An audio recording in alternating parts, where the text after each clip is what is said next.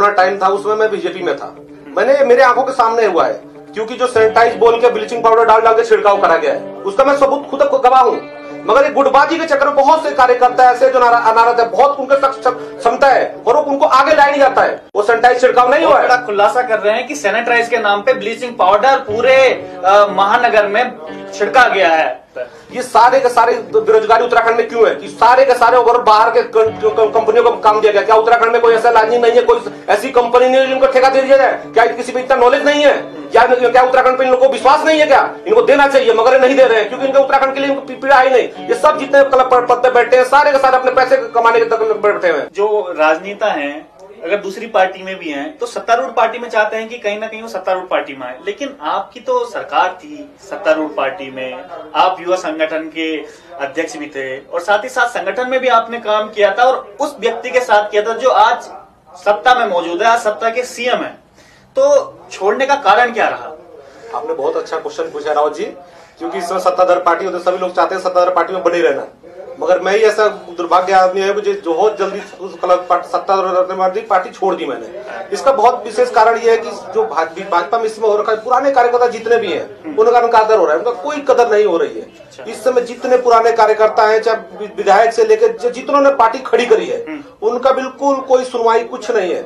अब मैंने भी 4 साल इंतजार किया, काफी टाइम से लगा हूं मैं, काफी टाइम इंतजार किया मैंने, बोला होगा, मगर जहां सम्मान ना मिले वहां से हट जाना ही बहुत ज्यादा सही रहता है। और डिसीजन मेरा सब यही चाहते हैं सत्ताधार पार्टी में कि भाई अपना कमाएं, चाहे उनके साथ जुड़े रहें, उनके साथ सेवा करें, क्योंकि सारे जितने भी कार्यकर्ता होते हैं, चाहे विधायक हो, चाहे सब हर चीज को सत्ताधार पार्टी में रहना चाहते हैं। मगर मेरे साथ साथ बहुत लोग भी और बीजेपी छोड़ के स्वराज पार्टी में शामिल हुए। इसका सबका यही गुस्सा कारण था कि किसी से कोई मुलाकात नहीं है, कोई अधिकारी कोई कार्रवाई नहीं सुन रहा है, माननीय मुख्यमंत्री से मिलना असंभव है कि किससे मिले तो मिले, समस्या किसको बताएं? जो हम जिस लेवल पर हमने नीचे आपने बात करी कि संगठन में मैंने काम किया है, लेकिन आपने वही मैं बात कर रहा हूँ, आपने त्रिवेंद्र सिंह रावत के साथ काम किया था, उनकी जो विधानसभा है डोईवाला, उसमें आप रहे हैं। अब आपका सही बात है कि मैं उसी बात को बोलने वाला था कि जब मैं इस बार डोईवाला विधानसभा से था, माननीय मुख्यमंत्री के साथ रहा, मैं काफी दोनों चुनाव में उनके साथ लगा रहा, और जिन लोगों से मैंने वोट डलवाए थे उनसे मेरी अपेक्षाएं मेरे से बहुत थी कि कल यादव जी मेरे साथ ये काम कराएंगे, यादव जी मेरा कार्ड बनवाएंगे, चाहे यादव मेरी सड़क बनवाएंगे, मगर मैं कहीं भी असमर्थ रहा, उन सारे कामों में असमर्थ रहा। क्यों कि मेरे को कहीं करवा, कहां तक करूं तो करूं, कहां पे करूं, किस पे जाकर अदालत खोदूं, कोई फोन उठाने का राज्य नहीं है। तो ये सब मैं देखता रहा, फिर मैं उन लोगों का जवाब भी रोज मेरे सुबह रोज 10 लोग मेरे घर आ जाते थे 6-7 बजे, तो मैं वो सब कहां से कर पाता था? मेरे पास पार्टी में तो कोई अपना है नहीं, आपको जितना संसाधन नहीं है जो उनका समस्या दूर कर सकूं। तो मैंने बोला विपक्ष में ज्यादा से ज्यादा फायदा रहेगा कि वो विपक्ष कम समय ये तो बोल सकता हूं मैं विपक्ष में हूं भाई, मैं जब आप पार्टी हमारे अगर आएगी चाहे कुछ आएगी, अब मेरे पास कुछ पावर होगा तो मैं जरूर करूंगा इसका समाधान। एक अपेक्षा भी होती है कि भाई जिनका हम वोट दिला रहे हैं जिनके नाम से, उनसे लोगों को अपेक्षा भी होती है कि भाई आपके कहने पे हमने वोट दिया था तो ये काम हमारे आप करवा के दीजिए। एक चीज और मैं पूछना चाहूंगा आपसे दुर्गा प्रसाद जी कि भाई जो संगठन में काम करता है उसको संगठन की एक एक बारीकियां भी पता होती है कि किस प्रकार से संगठन काम करता है, लेकिन जो आपने बात कही कि जिस प्रकार से कि चुनाव के टाइम पे जो उसके कार्यकर्ता हैं उनको पूछा जाता है लेकिन चुनाव के बाद बिल्कुल एकदम भूल दिया जाता है, तो क्या गुटबाजी जो है वो किस प्रकार से हावी है आपकी जो आपने पार्टी छोड़ी है भारतीय जनता पार्टी? आपको ये बहुत अच्छा क्वेश्चन पूछा है और इसमें बहुत बड़ा एक मुद्दा है, क्योंकि अब गुटबाजी के चक्कर में जितने अधिकारी कार्यकर्ता है गुटबाजी हो गई है। कोई इस ग्रुप का है, उस ग्रुप का काम नहीं, इस ग्रुप का काम नहीं करना, इस ग्रुप का है, इस ग्रुप का काम नहीं कर। क्यों? ये सब तो पार्टी के कार्यकर्ता है तो पार्टी कार्यकर्ता भाई, पार्टी उठाने किया गया उन्होंने सबने करा, चाहे किसी के साथ रहे जिससे हमारा संबंध है उसका तो रह रहा है, उससे कोई गलत तो नहीं है किसी के साथ रहना। मगर ये गुटबाजी के चक्कर में बहुत से कार्यकर्ता ऐसे जो नाराज है, बहुत उनके क्षमता है और उनको आगे लाया नहीं जाता है। वो जो ऊपर से आदेश हो जाता है बस वही पालन होता है, नीचे लेवल पर बस उनको तब पूछा जाता है जब चुनाव होता है। जो संगठन होता है जब पूछा जाता है हाँ आपको बस भरनी है, आपको सदस्य साथ आपको ये करना है, मगर आप उस चुनाव जीतने के बाद कितने बार गए उनसे पूछने का आपका दुख दर्द क्या है, आपकी तकलीफें क्या है? जो नीचे कार्यकर्ता बहुत सी है, आप हमारे पास ऐसी लेडीजें हैं जिन्होंने बहुत अपने बुजुर्ग होने के बाद भी वो कल पार्टी का झंडा उठा कर गली गली में घूमी है, मगर क्या उसमें पार्टी उनको पूछ रही है? नहीं पूछ रही है, बिल्कुल वो घर में बैठी पड़ी है। वो मैं बहुत से नाम गिना दूंगा, मगर ये क्या कुछ बहुत लोग मेरे साथ कार्यकर्ता और भी हैं जो पार्टी छोड़ के स्वराज पार्टी में शामिल होने वाले हैं, जो बिल्कुल उनको कदर नहीं हो रही, अभी भी कदर नहीं हो रही है और कल मुझे आगे भविष्य में भी कदर नहीं होगी उनकी। दोस्तों ये बहुत बड़ी बात बोली कि भाई जिस पार्टी का आप झंडा बैनर उठा के घूम रहे हो, चुनाव जीतने के बाद भारी भरकम जब आपको डबल इंजन की सरकार दे जाती है उसके बाद कार्यकर्ताओं को भूल दिया जाता है। दुर्गा प्रसाद जी, एक चीज और मैं आपसे जानना चाहूंगा कि मेरी आपसे बात भी हो रही थी कि भाई नगर निगम में जो हमारे मेयर साहब हैं उन्होंने खूब सैनिटाइज किया पूरे नगर निगम को, तो आप उसमें बता रहे थे कि कुछ उसमें बहुत बड़ा गोलमाल है, बहुत बड़ा घपला है। अगर आप चाहें तो हमारे दर्शकों को बता सकते हैं कि किस प्रकार का गोलमाल, क्योंकि आपने उसको बारीकी से देखा है, बारीकी से समझा है कि किस प्रकार का गोलमाल एक कोरोना टाइम पे जिस समय लोग पीड़ित थे, सबसे ज्यादा जरूरत जिस समय लोगों की थी, उसमें गोलमाल हुआ। उस समय जब कोरोना टाइम था उस समय मैं बीजेपी में था, मैंने मेरे आंखों के सामने हुआ है, क्योंकि जो सैनिटाइज बोल के ब्लीचिंग पाउडर डाल डाल के छिड़काव करा गया है उसका मैं सबूत खुद गवाह हूं। क्योंकि टैंकर दिया जाता है उसमें क्या है, सैनिटाइज है। मैं पब्लिक में लेके जाता, लोग बोलते थे अरे दुर्गा क्या करा रहे हैं, तो ब्लीचिंग पाउडर घोल रखा है इसमें। मैं जब इस पर मैं सच्चाई देखा तो मैं जब सब पार्षदों से मिला तो सबको 5-5 कट्टे दिए गए थे, जो सैनिटाइज को नाम के ब्लीचिंग पाउडर घोल के दिया गया। वो सैनिटाइजर जितने आए थे वो कहाँ गए, सरकार से केंद्र सरकार ने इतने पैसे दिए थे सैनिटाइज पे, वो पैसे कहाँ है, उसका कोई जवाबदारी नहीं है। उसकी भी मैं अभी आरटीआर उसके भी लगाऊंगा मैं, और उसमें जल्दी खुलासा उस चीज का भी हो जाएगा, क्योंकि उन्होंने सैनिटाइज के नाम पे इन्होंने ब्लीचिंग पाउडर दिया गया है। आप जिस दिन भी इन्होंने लॉकडाउन करा, किस दिन लॉकडाउन वो सैनिटाइज छिड़काव नहीं हुआ है। खुलासा कर रहे हैं कि सैनिटाइज के नाम पे ब्लीचिंग पाउडर पूरे महानगर में छिड़का गया है।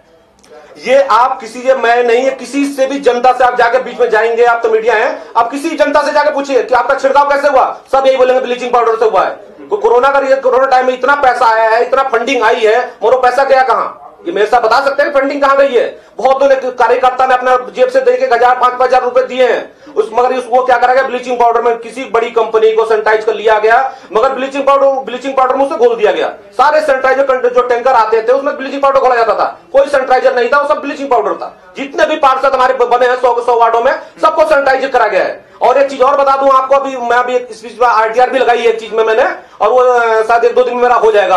वो जितने भी इनको स्टाफ दिए गए हैं हर पार्षदों को, ये पार्षदों को स्टाफ दिए गए 14 पार्षद कितने रख रहे हैं, 5 या 6। आप लोग मीडिया लोगों से गुजारिश करूंगा इस चीज का आपको जाकर देखिए, 14 अगर नगर निगम द्वारा दिए जा रहे हैं तो 6 पार्षद अपने 6 कर्मचारी कैसे रखा हुआ है, वो 14 कहां है, 8 की तनख्वाह कौन ले रहा है, क्या इसमें कुछ मिली भगत है? इसमें आप लोगों आपको भी मैं मदद दूंगा। इसमें मैंने अभी आरटीआर लगाई है, दो वार्डों से आरटीआर लगाई है, और शायद मेरे पास कल तक आ जाएगी। और मैं इसमें जानना चाहूंगा जब 14 संशासन द्वारा हुआ है तो बाकी इसका वो कर्मचारी कहां है, इसमें मैंने आरटीआर लगाई है और कल परसों तक हो जाएगा उजागर उसका।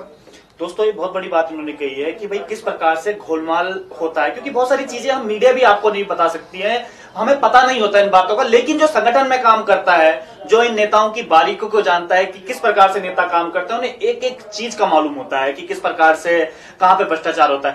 तो दुर्गा प्रसाद जी, कितना लगभग आप मानते हैं कि कितना का भ्रष्टाचार ये लगभग होगा?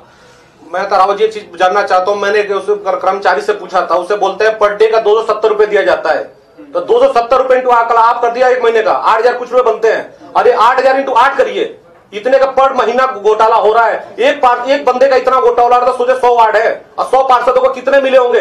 अब मैंने अभी कुछ मेरे को कांग्रेस मित्र भी हैं, कुछ बीजेपी मित्र भी हैं, कुछ निर्दलीय भी, उनसे पूछा मैंने, बोले भाई साहब वो जिनकी जान पहचान सही है उनको दिया गया है, मगर हमको 5 के 5 ही मिले हैं। हमारे पास संसाधन द्वारा 14 है मगर मिले 5 है, क्योंकि हमारी लाइनिंग उनसे सही नहीं है, मेरे साहब से लाइनिंग सही नहीं है, मगर ये गलत है। मेयर साहब तो सबके 100 वार्डों में सबके मालिक है, तो वो सबको देना चाहिए, बराबर देना चाहिए। क्या बीजेपी करेगी क्या? कांग्रेस वालों को भी तो देना चाहिए, निर्दलीय जितने लड़े उनको भी देना चाहिए। मगर मैं इससे मेयर साहब से गुजारिश करूंगा और आपके थ्रू भी करूंगा, इसका जो भी खुलासा होगा बहुत जल्दी बाहर आ जाएगा। ये बहुत दिन तक छुप नहीं सकता, ये गोलमाल बहुत दिन तक नहीं चल सकता। और 2 साल हुए कार्यकाल इनका कंप्लीट हुए, बहुत लोग खुशियां मना रहे हैं, मगर इसमें कितना घोटाला हुआ है कोई नहीं जान सकता।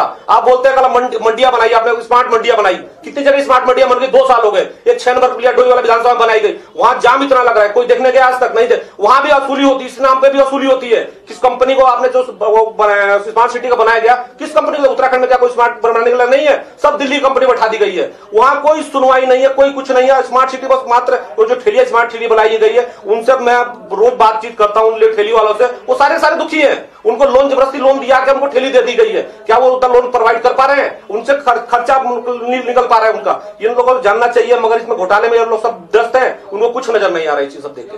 तो यानी कि आपका कहने का मतलब है कि भाई जितने भी ठेकेदार हैं कोई भी उत्तराखंड का रिलेटेड नहीं है, सबके सब जो टेंडर है बाहर के ठेकेदारों को दिया जाता है। ये सारे के सारे बेरोजगारी उत्तराखंड में क्यों है कि सारे के सारे ओवरऑल बाहर के कंपनियों को काम दिया गया? क्या उत्तराखंड में कोई ऐसा लाइनिंग नहीं है, कोई ऐसी कंपनी नहीं है जिनको ठेका दे दिया जाए? क्या किसी पे इतना नॉलेज नहीं है या क्या उत्तराखंड पे इन लोगों को विश्वास नहीं है? क्या इनको देना चाहिए मगर नहीं दे रहे हैं क्योंकि इनके उत्तराखंड के लिए इनको पीड़ा ही नहीं। ये सब जितने पद पे बैठे हैं सारे के सारे अपने पैसे कमाने के बैठे हुए हैं, इसलिए उत्तराखंड में कोई ध्यान नहीं है। खाली चुनाव के टाइम पर बस यूज किया जाता है उनका, सबका चुनाव के टाइम पर उत्तराखंड हमारे उत्तराखंड वासी भी भोले वाले हैं कि जो उनकी बातों में आ जाते हैं, मगर ऐसा होना नहीं चाहिए। मगर इस बार 2022 में सब क्रेडिट बार फेल हो जाएगी सारी।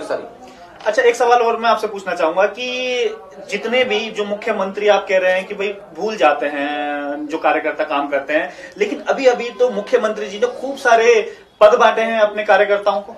ये आपने बहुत अच्छा क्वेश्चन पूछा है। इसमें अभी आज साथ मेरे भी अखबार में पढ़ा कि मेरे कुछ मित्र भी हैं जिनको आज पद मिला, उनको बहुत बहुत मुबारकें भी हैं। मगर ये देखिए जितने पद मिले गए हैं, मगर ये क्या पद को सही समय पे मिले गए? 1 साल चुनाव को ले गए, 13 महीने चुनाव को है। ये इतना पैसा क्या सरकार में प्रोवाइड कर पाएगी? 7-8 महीने बाद आचार संहिता लग जाएगी। क्या वो ये राजनीतिक पहलू के इनके पीछे इतना वोट है, इनके पीछे वोट है, ये कहीं और पार्टी में ना चले जाए। इस लेको पार्टी में पद जो दिए गए चेक करो दिए गए, आने वाले चुनाव में हमारी मदद करेंगे।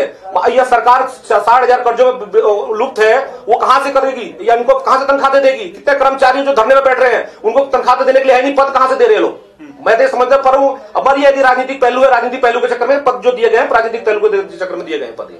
अच्छा, अब जो है भारतीय जनता पार्टी का क्या कुछ रिजल्ट रहने वाला है 2022 में? क्योंकि आप जनता की नब्ज जानते हैं और आपको पता है कि कौन सा वोटर किस चीज से इन्फ्लुएंस होता है, तो आने वाले 2022 में क्या कुछ रिजल्ट रहने वाला है भारतीय जनता पार्टी का? मैं तो रावत जी एक चीज कहना चाहता हूं, जितने भी भाजपा के जितने 57 वाला विधायक है, कोई भी ऐसा विधायक ऐसा खड़े होकर ये नहीं बोल पा रहा है कि मैं जीत जाऊंगा।